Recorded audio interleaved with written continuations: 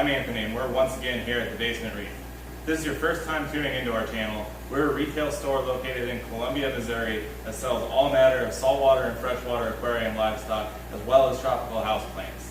Now, while I say that at the start of every video, until now we haven't really featured any houseplants, but today that's going to change, and I think I have the perfect plant in mind to really bridge the concepts together in more ways than one. The plant we're going to be talking about today is Tillandsia, or air plants. So what is an air plant?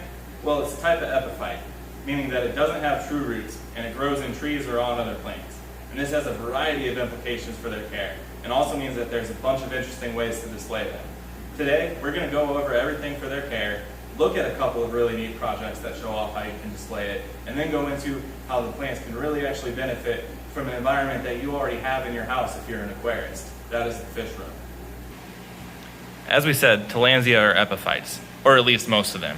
There's some desert species that can be found that have small roots, but those really aren't the ones we're talking about, and they aren't what you encounter frequently in the hobby. Looking at these ones, you can really imagine how they'd nestle right into the crook of a tree. And do you see all those little silver hairs? That's how they get their water. This one here is the Tillandsia xerographica, the biggest of all the air plants. They can grow up to 3 feet across, so believe it or not, even hulking over all these other ones, this one's still a baby. Back to all of those silver hairs. You can actually use those as an indication to see when it's time to water these guys. When they're nice and full, you won't really see them. And then when it's time to water them, you can see them again. So let's do exactly that. A lot of people say the best way to water Tillandsia is to mist them. And while that works, it's not really my preferred method, but we'll get to that in a minute. Either way, no matter what, when you water them, you don't want to just walk away when the job is done. If you do that, you'll end up with something called crown rot, which in my opinion is the #1 way that people fail with these plants. The crown is the end of the Tillandsia where everything comes together. And if you leave water sitting in there where the leaves meet, that's really just going to rot and fall apart. So what you need to do is set these guys upside down or hang them upside down so all that water can drip off of there. And then you know you're never going to suffer from crown rot. You can see now that we've watered these Tillandsia that some of those silver hairs are starting to disappear. So like I said, these can be a really good indicator for when it's time to water them. Now, how do they get their nutrition if they don't have roots? It can't all come from the water, right? Well, that's exactly right. They can absorb nutrition through here too. So one thing you can do is every once in a while mix some plant food into the spray. But you don't want to do that every time. Because again, being epiphytes, they're not used to a ton of nutrition, but they could use it. That brings us to my preferred method of watering these guys, and the first way that these can really benefit from having a fish room. And that is simply to give them a quick soak in the fish tank.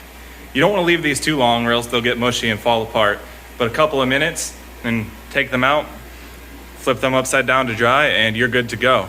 This does a couple of things. In addition to making sure that you water them really thoroughly, you're even giving them some nutrients. Fish tank water is awesome for these plants. The final thing you need to keep in mind when it comes to care of your Tillandsia is their light needs. You'll frequently see these marketed as low light plants, but that's really not the truth at all. I think that idea comes from the fact that they're found growing under the canopy of trees, but indirect sunlight outdoors is a lot stronger than indirect sunlight indoors. I park these guys right under grow lights or in sunny windows, and they do awesome. They always grow for me. And then they bloom, and then they have pups. If you didn't know, that's how the life cycle of these work. They won't live forever. They'll have one nice bloom eventually, and then after that, they'll slowly fade back. But if you're lucky, you'll have little pups that are exact duplicates of the parent plant. They'll form right around the base, and then you can start the whole process over. So, now that we know a little bit about how to care for these plants, that brings us to the part of the video where we get to do some projects. Their epiphytic nature means that they're not tied down to a pot and to soil. We can do a lot of neat things with them. And today, we're going to do ones that are either aquatic themed or build things that can be displayed really well with your aquariums. For this first project, you're going to want to gather yourself a few materials. First, get your Tillandsia, and next, get a variety of small shells and sea urchin skeletons. You can find these for sale in online shops and sometimes at little knick-knack shops. Lots of places to get these, but either way, the next thing that you need is a little piece of galvanized steel wire. You want to make sure this is galvanized so that when you're watering this plant later, you don't rust it. So, what are we doing with this? Well, the first thing is take your wire and gently, making sure not to damage the plant, twist the wire around, making sure to grab one leaf so that it can be held up by this wire when we're all done. You'll end up with something like this. Straighten the wire out so that it hangs vertically, and grab your sea urchin skeleton. They have a big hole on the bottom and a small hole on the top. If the hole on the top is too small, you can carefully punch it out and make it bigger. So what we're gonna do is thread the wire straight through, pull the air plant up into the smaller hole, and suddenly we have something that looks like a jellyfish. You can hang these, you can make a little mobile. They're really neat. It's not that novel of an idea. You see these sold exactly like this, but that's how you do it for yourself. And the cool thing about this is that since they hang upside down, you're never really gonna have to worry about crown rot. And what was the shell for? Well, this one's even simpler. If you display an air plant and a shell together, you essentially have a little hermit crab. So as you can see, when we're all done, it actually makes a pretty neat little display. The one with the shell makes a pretty convincing mock-up of a hermit crab, and that one's pretty much a jellyfish. You can hang these around all over the place. I like to hang them off the pots sometimes. But again, if you hang these in the fish room, they're really gonna benefit from all that added humidity. These are really the plants that can benefit from your fish room, guys. Give it a shot. A similar idea, while not necessarily mimicking a sea creature, but can be a really good way to display these guys with some nautical stuff, is to find yourself a nice big conch shell like this, and it's perfect to set these xerographicas in. Just flip the shell over,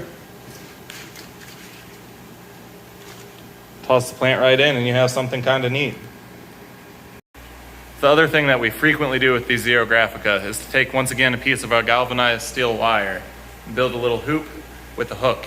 And then this can hold the xerographica perfectly. Once it's in there, you can hardly see the wire, and it's a really good way to hang these guys. Hang that in a nice bright window, and you'll have a lot of success. The last project we're going to be doing today is a little bit more involved, but turns out really cool. And the awesome thing is that it can be scaled up as large as you want and involve as many Tillandsia specimens as you'd like. So the first thing you're going to want to do is find a nice branched piece of driftwood, or in this case I have manzanita wood. You can use cork bark, really just anything. What we're going to do is get a few more pieces of our galvanized wire, pick out some air plants, and find some crooks of the piece of wood to really tuck these guys into. Then using our steel wire, again being gentle so as not to hurt the plant, twist it around to stay in place. And we can clean all this wire up when we're done. Put this guy right here.